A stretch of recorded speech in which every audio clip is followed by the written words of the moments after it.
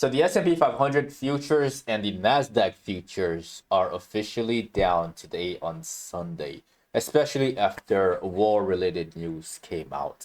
In today's video, we gotta discuss what to expect for the week.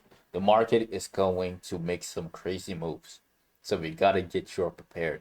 I have one big opportunity, one good setup to share with y'all, and we're going to do an update on some of the stocks that I've mentioned in the last video.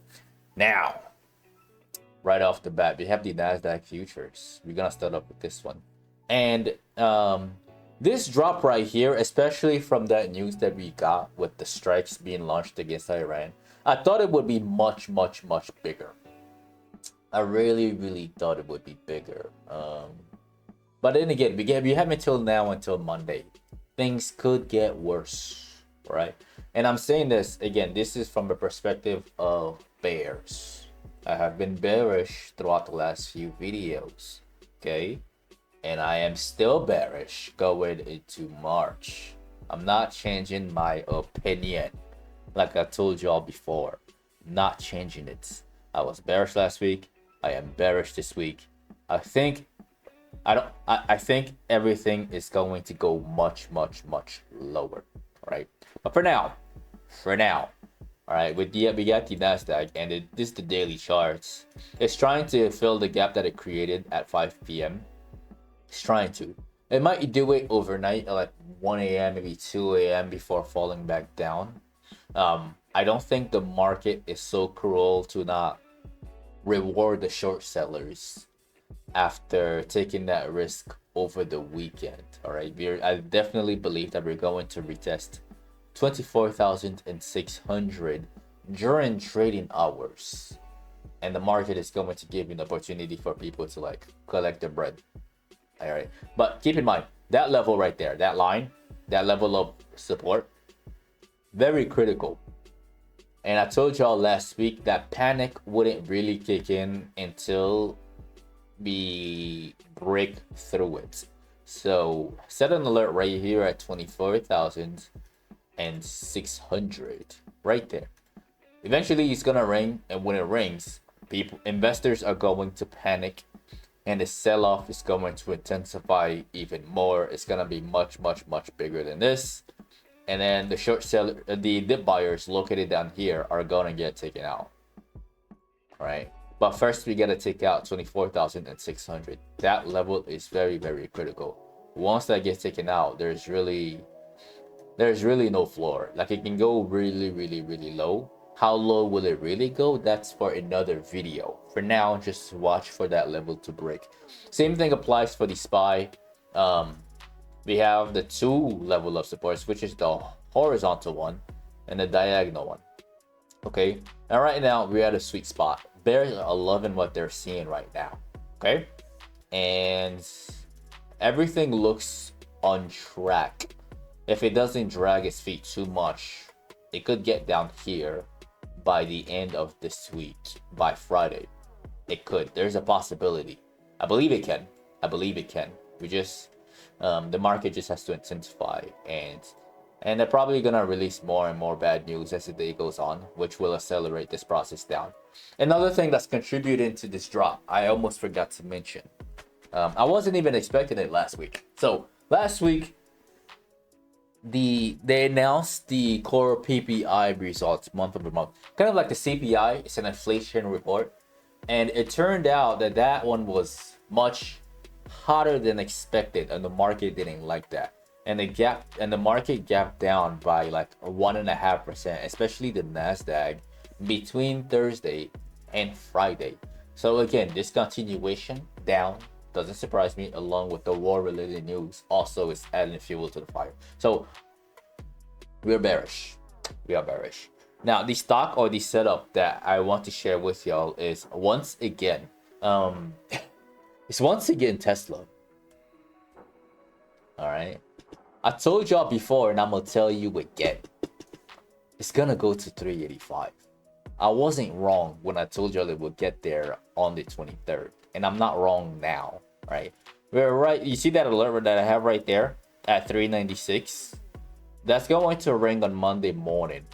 And if we open up lower than that, let's say we open up at 390, everybody will panic. The fall will be very rapid in the first like 30 minutes. It's gonna be very quick. The lower it drops, the more panic will really kick in, and the more stop losses are going to get triggered. Now, I shared this one with y'all last week. For those of y'all who've been subscribing to the channel, right, and not criticizing me too much and seeing the bigger picture. I know, again, a lot of y'all were talking a lot of stuff right here in between those 2 days, saying I was wrong and nobody should take advice from someone on YouTube, blah blah blah, and I'm so terrible. Look at it now. Look at this stock now. Take a good look at it. I'm not wrong. This thing is gonna go down here. It's going to get there. All right. And where's the floor gonna really give out? So the floor is at exactly 387, 382. Yeah. So that's the floor right there. Okay. It's going to break.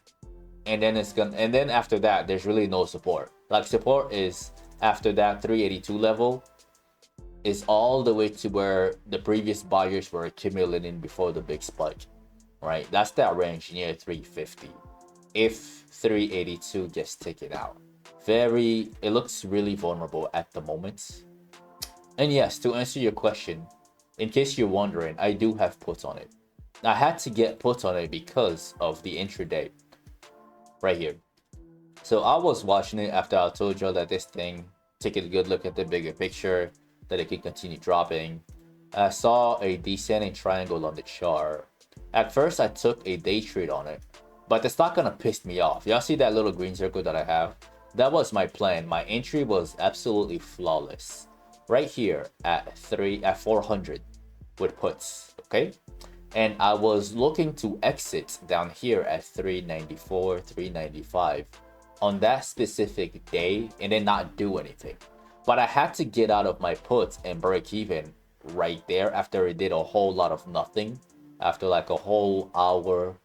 And it literally just did nothing. I waited. And then I ended up getting back in with contracts that are a little bit further out.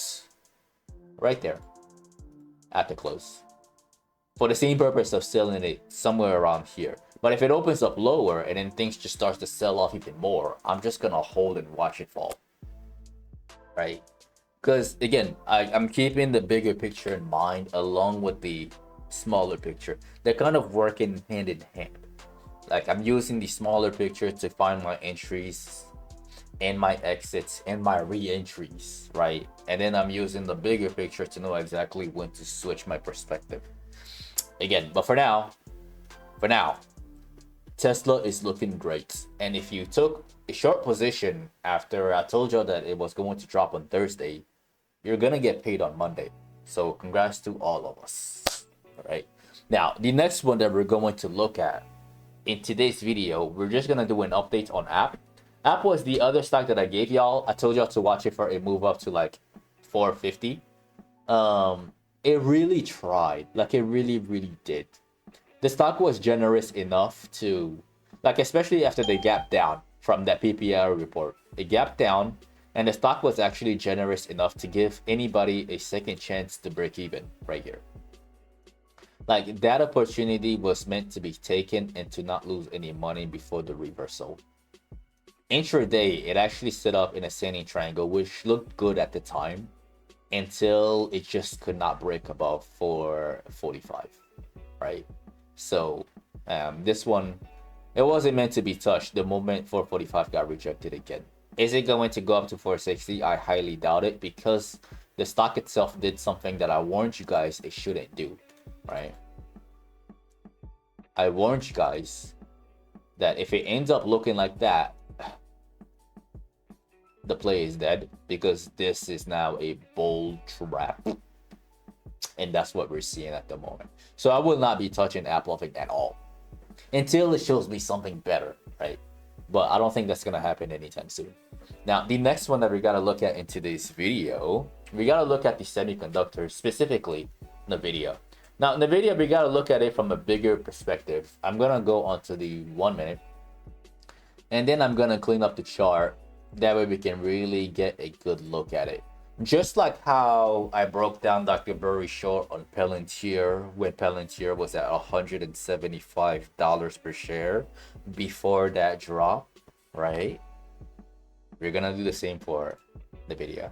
So Nvidia, again, Dr. Burry's short position is located around 190 average price, right? Because he reported that he is shorting it around like the beginning of November, somewhere around here.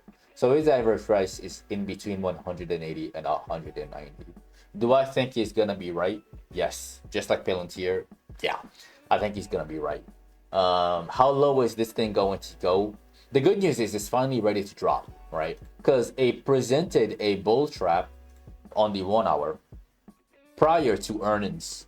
So we had a bullish, well, we had an ascending triangle right here prior to earnings. It broke out before earnings. I thought it looked a little sus, really sus. They crushed earnings. The stock did wonderful, broke all the numbers, but it did absolutely nothing. Why? Because again, the reaction is the only thing that matters here. All right, the reaction is all that matters. If the market was really bullish and trying to make new highs and SPY wanted to go up to like 700, then Nvidia would have opened at 210. But it didn't open at 210. It opened up at the same price and started to sell off immediately, right? Which means that this entire play is officially dead. Okay? Now that we got that covered, what happens next? This thing is going to play games at first before falling even lower. And the reason why I say that is because the weekly chart is now vulnerable. We have a bearish engulfing candle on the weekly, and we have a huge surge in volume from earnings report. This is really, really good for short sellers. It's gonna open up at like 176, immediately fill that $1 gap, and then Tuesday, Wednesday, we're gonna start to make our downfall down to this next level of support at $164.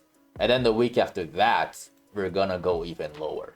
Okay, so that's the way that I see it. If you disagree with anything that I've mentioned in here, if Nvidia is your favorite stock and you're a permable and you constantly buy and you think it's gonna go to 200 by the end of March, let me know in the comment section. All right, if you think I'm wrong, we can argue in the comment section all day. I'm over there. All right, let me know. But this is what I think is going to drop, and I will be looking at the semiconductors in general as a shorting opportunity during that drop.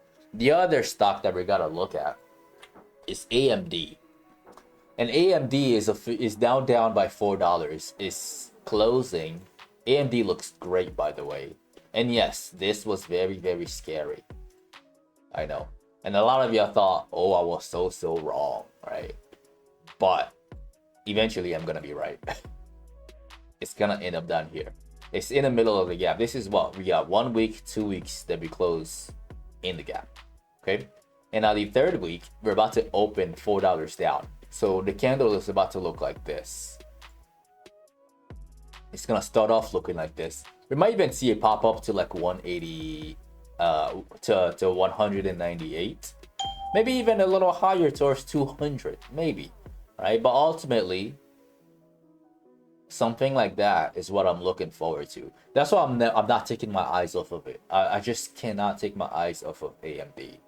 I really can't, because I see this coming. It's either gonna happen, it's gonna happen all at once, or it's gonna be split into two, right? But it's very near, and I just cannot see another outcome. I don't see another outcome that makes sense. This is coming, and I'm gonna be right again. All right, so keep your eyes on AMD. Now, somebody asked me to look at Palantir, and Palantir is I have the same opinion that I have when after the drop was at least the first phase of the drop was complete at 130. I told y'all at 130 you may want to cover, and I also said in that video that this is a good spot for Dr. Burry to sell those puts for a big gain, right? Because the stock itself dropped by like 35%, maybe 40%, right? So this is a solid spot. And right now it's moving in the opposite direction compared to the indices. For some reason, war-related news is actually good for Palantir. So, this one, I just think it's gonna drag its feet. Maybe even go up to like 145, but in a really slow fashion. Like it's gonna drag its feet. The next leg down isn't gonna come anytime soon, but at least that's my opinion on it. We're not breaking below 130 again for a few weeks, so yeah. Again, if you disagree with anything that I've mentioned, let me know in the comment section. Okay. Once again, I repeat, I am not your financial advisor. So do your own research and make your own decisions. Okay. Don't forget to follow my social media at Paul and Gumen Knowledge Lab on Instagram and on X. And lastly, don't forget to like and follow